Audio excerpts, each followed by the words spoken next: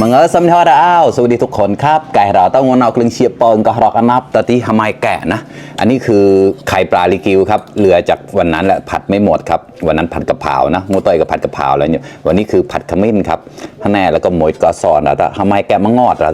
เฉยๆเลยนะงูเนาก็ข้อมาก็แล้วไตได้แปลงก่อนนุกวานเลยนะอย่างที่เสียก็รอกอันนับเฉยๆเลยนะวันนี้ก็คือน้ำพริกมะม่วงนะครับอย่างก็ที่รอกกรอกแล้วนะรอกกรอกเล็กข้อมากระเชียก็อันนับหลัดลาวนะเนี่ยนึกแล้ววิเชียที่ปอมาได้เงินเราจะเย็นนะเลยเพิ่งสัมผัสก็ตั้งกันหนุกแล้วนะภายในหลายได้แชร์กันมาต่อนะนึกแล้ววิเชียที่ฝากกดไลค์กดแชร์ด้วยนะครับเพื่อนๆมาครับวันนี้ก็คือน้ำพริกเป็นหลากนะครับโอเคเนี่ยน้ำพริกมะม่วงครับนะเงื่อให้ได้เก่าเยอะชิมดูก่อนมาครับขำโตโตหมอกตุโตตามโนรัตอะ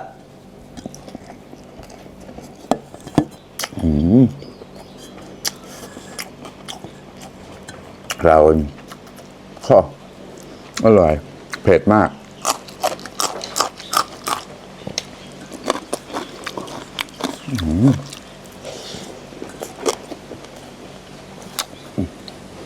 ก็นั่งเบิ่ง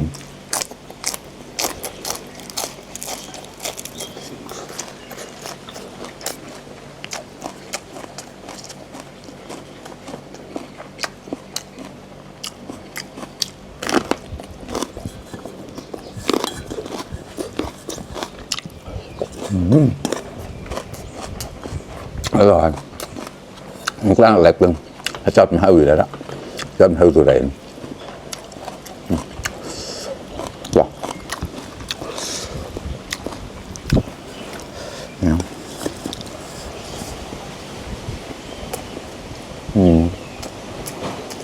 กรอบ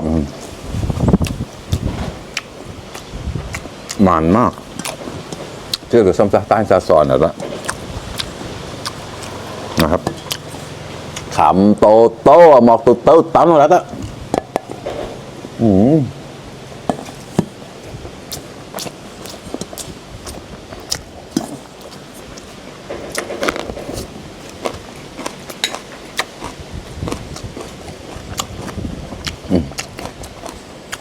น้ำพริกมะม่วงครับกรอบ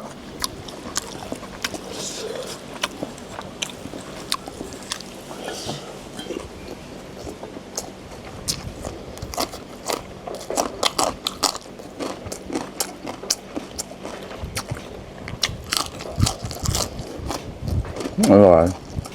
ใครที่ยังไม่ได้กินข้าวมากินข้าวด้วยกันครับเพิ่งซื้อปอนกับจอดแล้วปะนะครับขำโตโตหมอกตุโตตามโนรัตอะ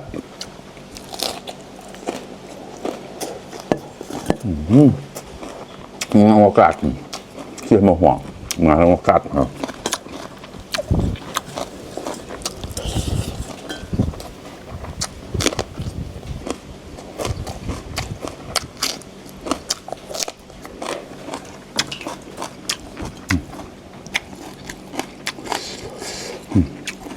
เนี่ยมีหัวหมายเลย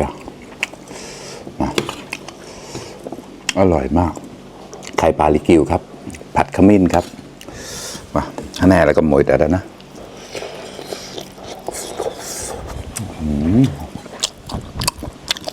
ข้อ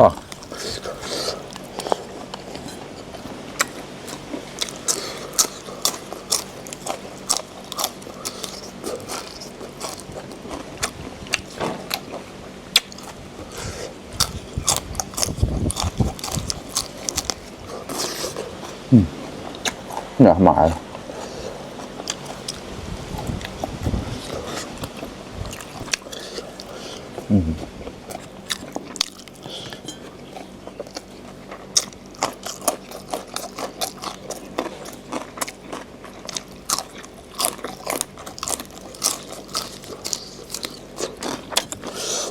ก็แล้วละขำโตโตหมอกตุโตตั้มแล้ว